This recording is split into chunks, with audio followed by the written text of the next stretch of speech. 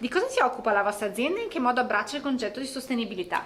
Allora, partiamo dal perché. Noi abbiamo l'obiettivo di dare nuove opportunità agli scarti delle più importanti filiere del Made in Italy. In particolare siamo partiti dal marmo. Il settore del marmo produce parecchie quantità.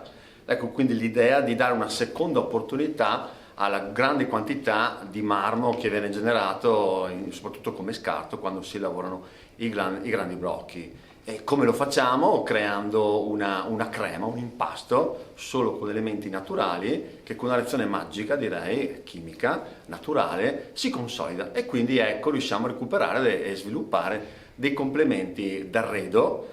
Siamo partiti con i termosifoni ma continueremo con altre formule, altre soluzioni, dai tavolini, dalle lampade, insomma abbiamo tutta una serie di sorprese per voi nei prossimi mesi. Cosa significa per voi il conseguimento di questo importante premio? Beh, oltre che molto orgoglio, ma riteniamo importante questo premio per tutti, perché è un modo per continuare a raccontare quel prezioso bacino di imprese del Made in Italy che fanno grande questo paese, strambo, un po' storto, un po' sghembo, però è veramente ricco di opportunità, di risorse, di creatività, creatività ovviamente con 2A.